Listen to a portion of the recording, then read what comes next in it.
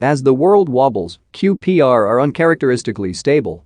This time a decade ago, QPR were preparing for a 4-year stretch of being everything that they are now not.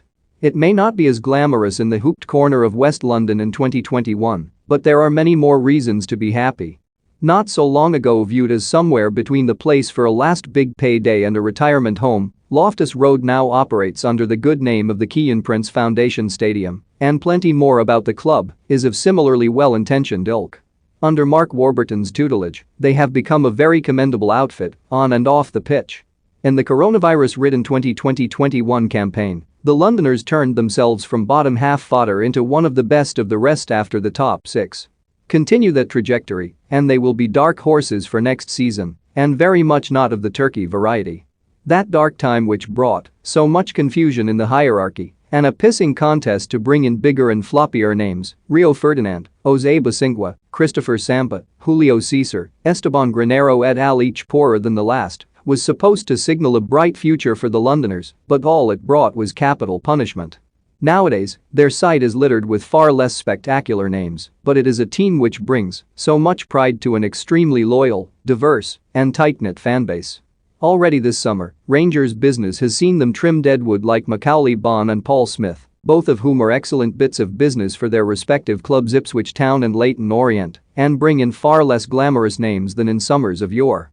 Charlie Austin is the standout, a superb 6-month loan spell back with his former employers in the second half of last season suggested a mutually beneficial permanent switch back was in everybody's best interests, while Sam Field too returns in midfield after impressing on a lesser scale, with youngster Andre Dazel taking the next step and potentially emulating his dad and fellow midfielder Jason in a 7-figure move to West London.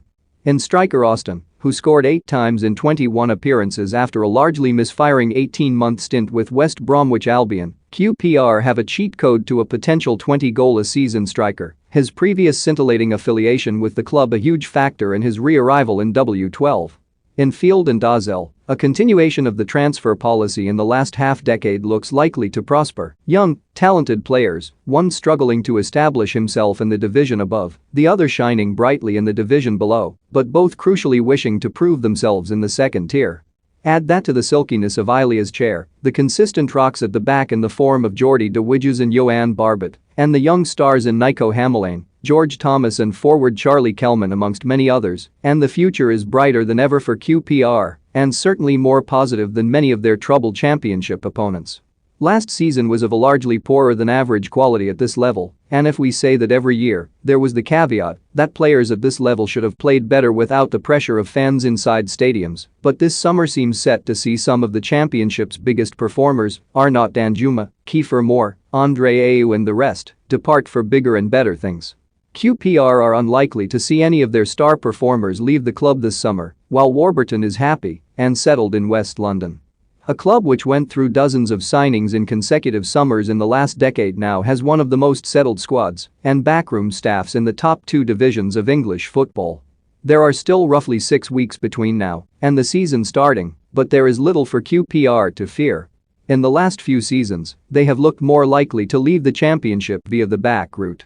Expectations are not widely so high as to suggest they will win promotion, but they are giving themselves every chance with one of the easiest summers of the 24 championship clubs ahead of them.